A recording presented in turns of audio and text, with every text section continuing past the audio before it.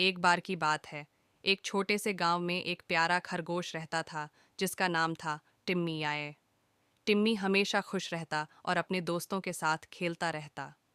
गांव के पास एक बड़ा जंगल था जहां टिम्मी और उसके दोस्त अक्सर खेलने जाते थे।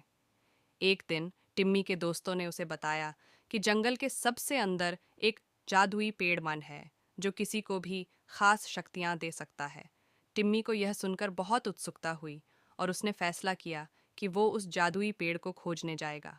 अगले दिन टिम्मी जल्दी उठकर जंगल की ओर चल पड़ा।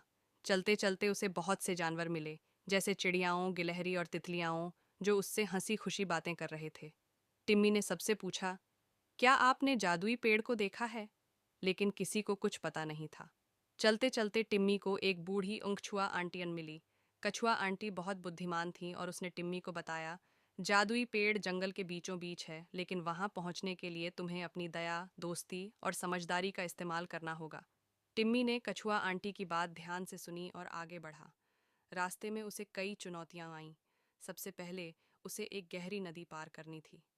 टिम्मी थोड़ा डर गया, लेकिन फिर उसने पास में खड़ी एक ऊंची बगुले चाचियन से मदद मांगी। बगुले चाची ने अपनी लंबी टांगों से उसे नदी पार करा दिया। आगे बढ़ते हुए टिम्मी को एक बीमार चूहे का बच्चा मिला। टिम्मी ने बिना समय गंवाए उसे अपने पास की गाजर खिलाई, जिससे चूहे का बच्चा ठीक हो गया। चूहा बहुत खुश हुआ और बोला, तुम बहुत दयालु हो टिम्मी, मैं तुम्हें जादुई पेड़ तक पहुंचने का छोटा रास्ता दिखाता हूँ। टिम्मी ने अपनी दोस्ती और दया से हर मुश्किल को हल किया और आखिरकार जादुई पेड़ तक पहुंच गया। जादुई पेड़ ने हंसते हुए कहा, टिम्मी, तुमने रास्ते में कईयों की मदद की है। यही तुम्हारी असली ताकत है, तुम्हारा दयालु और सच्चा दिल। टिम्मी को किसी जादुई शक्ति की जरूरत नहीं थी, क्योंकि उसे समझ आ गया था कि उसकी सच्ची शक्ति उसकी अच्छाई और दोस्ती में ही है।